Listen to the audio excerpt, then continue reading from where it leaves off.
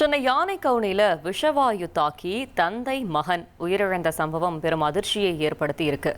45 அடி ஆழ கிணற்றை தூர்வார இறங்கிய போது இந்த விஷவாயு தாக்கி இருக்கிறது. இதில் தந்தை மகன் பலியாகி இருக்கிறார்கள். கொடுங்கையூரைச் சேர்ந்த ஐயனார் என்பவரும் ரவி என்பவரும் இந்த சம்பவத்தில் உயிரிழந்திருக்காங்க. தகவல் அறிந்து வந்து உடல்களை மீட்ட தீயணைப்பு துறையினர் தற்போது அது குறித்த பணிகள் நடைபெற்று வருகிறது. அவரது உடல்களை மீட்டிருக்கிறார்கள் தீயணைப்பு துறையினர். சென்னையில் விஷவாயு தாக்கி தந்தை மகன் பலியான சம்பவம் பெரும் அதிர்ச்சியை ஏற்படுத்தியிருக்கு. மேலும் தகவலை செய்தியாளர் சாலமன் வழங்க கேட்கலாம். சாலமன் வணக்கம். இந்த சம்பவம் குறித்தான முழு தகவலையும் சொல்லுங்க. யானைகவுனி பகுதியில கிணற்றை தூர்வாரும் பணியில ஈடுபட்டு இருந்த தந்தை மற்றும் மகன் ஆகியோர் விஷவாயு தாக்கி அடுத்தடுத்து உயிரிழந்த சம்பவமானது பெரும் பரபரப்பை ஏற்படுத்தியிருக்கிறது. குறிப்பாக விழுப்புரம் மாவட்டத்தை சேர்ந்தவர் ரவி, 65 வயதான இவருக்கு மகன் ஐயனார் என்பவர் 35 வயதுல இருக்கிறார்கள்.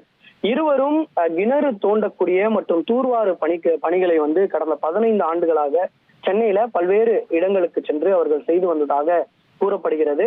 இந்த நிலையில தான் தற்போது அவர்கள் கொடுங்கையூர் பகுதியில தங்கியிருந்து வேலை பார்த்து வரக்கூடிய நிலையில இன்று யானைகவுனி எல்லக்கந்தப்பன் தெருவில் இருக்கக்கூடிய ஒரு வீட்டுல கிணற்றை தூர்வாரும் பணி அவர்களுக்கு ஒதுக்கப்பட்டிருக்கிறது.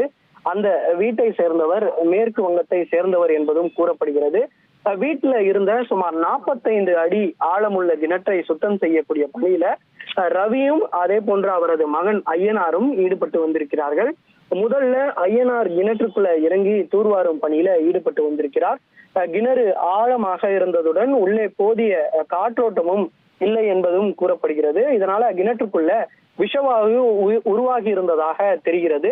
அந்த கிணற்றுக்குள்ள இறங்கி சிறிது நேரத்துல ஐயனாருக்கு திடீரென மூச்சு திணறல் ஏற்பட்ட நிலையில விஷவாயு தாக்கியதால அவர் கிணற்றுக்குள்ள சிக்கி உயிருக்கு போராடி வந்தார்.